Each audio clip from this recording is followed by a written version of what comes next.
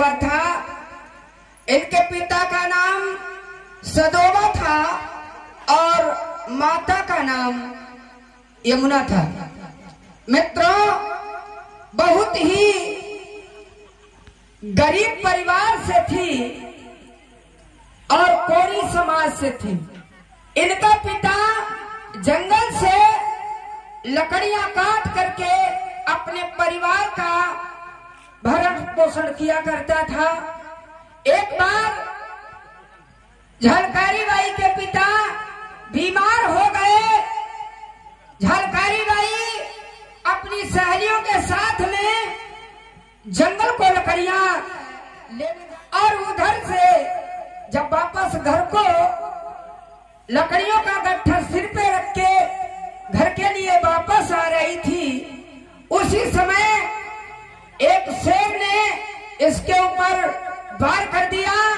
इसने मोटा सा लठ निकाल करके शेर के ऊपर टूट पड़ी और शेर को मार करके कंधे पर टांग लिया और झांसी में डाला करके। उस समय झलकारी बाई की उम्र उसकी थी। ये खबर जब झलकारी बाई ने सुनी, क्योंकि उस समय झांसी की रानी लक्ष्मीबाई थी, लक्ष्मीबाई ने सुना कि मेरे नगर में एक ऐसी लड़की है जो 13 वर्ष की उम्र में शेर का वध कर दिया। इसकी वीरता को देख करके लक्ष्मीबाई ने इसको जनाना फौज का सेनापति बना दिया। मित्रों, उस समय भारत के अंदर अंग्रेजों की हुकूमत थी और अंग्रेजों का मुख्य उद्देश्य था छोटे छोटे राज्यों को हरा करके अपने साम्राज्य में अंग्रेज विलय कर लिया करते थे। 1857 में जब स्वतंत्रता की उस समय झांसी का नंबर आया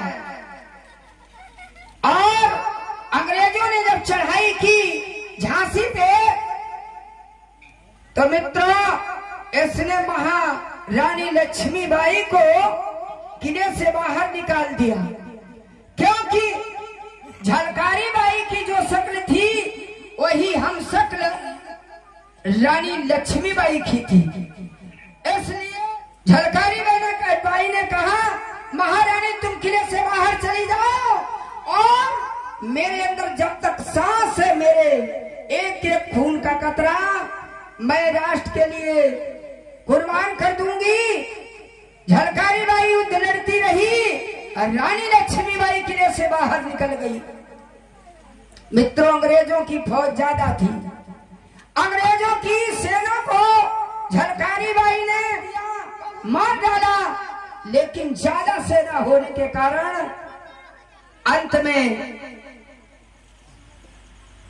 इसका भी अंत हो गया। ऐसे हम वीरांगना को सत्संग नमन करते हैं, क्योंकि उस समय का हमारे यहाँ इतिहास जो था, हमारे लोगों का, बहुजनों का, लिखने वाले इतिहासकारों ने छुपा दिया, उनका इतिहास लिख दिया। क्योंकि उस समय अंग्रेजी हुकूमत थी, रोज का रोज न्यूज लंदन को जाता था। जो भी दस्तावेज मिलते हैं हमारे विदेशों से मिलते हैं। हमारे महापुरुषों ने, कितने शहीदों ने कुर्बानियां की। ऐसे हम वीरांगना को सत्संग नमन करते हैं। सभी लोग जोर से जयकारा लगाएंगे, वीरांगना